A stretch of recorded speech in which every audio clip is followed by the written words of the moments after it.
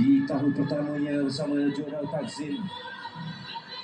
Disampaikan medal satu persatu oleh Menteri Besar Johor yang amat berhormat Datuk On Hafiz bin Kazi, yang memberikan penghormatan sendiri kepada barisan pemain Joe Takzim. Sewajarnya, selayaknya diraikan oleh mereka, Indra, dengan prestasi yang ditunjukkan sepanjang musim. Ya, betul. Kita tahu pasukan JDT merupakan pasukan yang kuat di liga kita, dan dengan kemenangan ataupun juara PLFA ini sudah cukup membuktikan mereka jauh ke hadapan, dan kita dapat lihat bagaimana cara mereka main, cara mereka inginkan gol, itu sudah terbukti. Pemain yang tidak berhasil di peranan akhir ni, Matthew Davis, Robertson da Silva, Shane Lowry dan beberapa pemain lain, mereka mempunyai satu squad depth yang begitu mantap, hingga menyebabkan suka untuk cabaran diberikan kepada Joe Takzim. Ya, betul. Kita dapat lihat kesemuanya merupakan kesebelasan pasukan JDT. Tiada simpanan, kerana di antara mereka semua antara pemain-pemain yang berkualiti yang kita dapat lihat yang ada di bangku simpanan.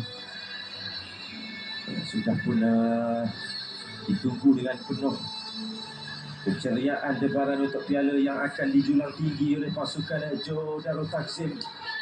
Piala yang sudah pun diintai sepanjang peranan oleh mereka dan juga penyokong-penyokong. Pastinya di mana-mana bahagian di negeri Johor ketika ini bergerak gembira dengan kejayaan ini. Di Muar, Mersing, Johor Bahru, mana-mana sekalipun, di setiap pelusuk negeri Johor akan meraihkan kejayaan kelima Piala FA mereka, dengan kesemuanya mengambil tempat untuk menjulang tinggi Piala FA.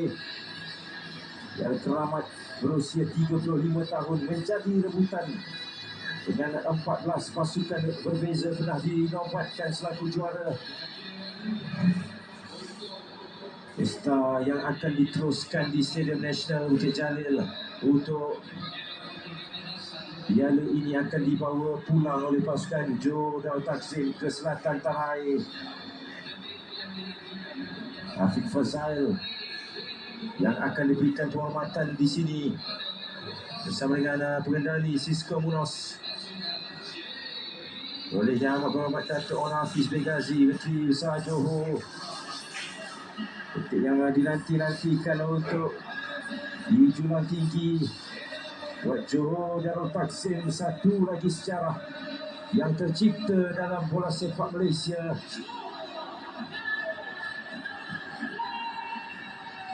Akan dibawa, akan dijulang bersama dengan pejuang-pejuang lain untuk Johor Darul Takzim, dengan sejarah Piala FA buat kali yang kelima untuk Johor Darul Takzim menjulang tinggi kejuaraan di Stadium Nasional Bukit Jalil. Hanya Kedah, pasukan terakhir pada 2019 menjulang piala ini, dan hanya Kuala Lumpur City pernah melewaskan Johor Darul Takzim dalam final Piala Malaysia pada 2021, dan selepas itu 2022 membawa ke 2023, 2024 dan kini 2025. Johor Darul Takzim membuktikan mengapa mereka layak bergelar selaku juara, dan sememangnya berada di kelas yang tersendiri. Satu kemenangan untuk melengkapkan hasil mereka dalam Piala FA ini dengan cara yang paling sempurna, dan akan terus diraihkan oleh penyokong-penyokong Johor Darul Takzim di Stadium Nasional Bukit Jalil maupun di rumah dan di mana saja anda berada.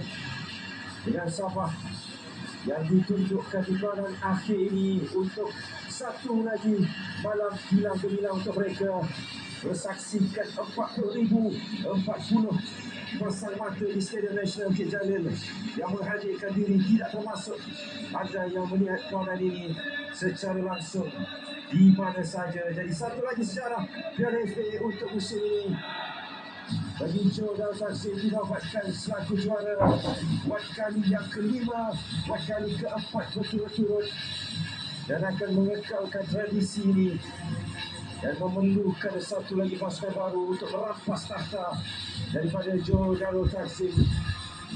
Dan kini mereka berada sebaris bersama dengan pasukan Selangor dan juga Kedah yang mempunyai 5 kejuaraan Piala FA sebelum ini. Dan ada potensi melihatkan kepada kemampuan mereka untuk menjadi pasukan pertama dengan 6 kejuaraan jika tidak dihalang, tidak dibendung oleh pasukan-pasukan lain. Najib Insaf untuk pasukan di awal babak yang pertama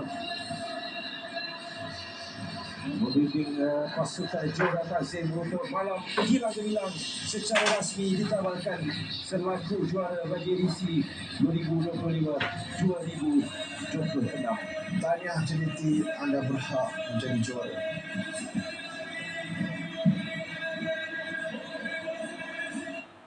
Terima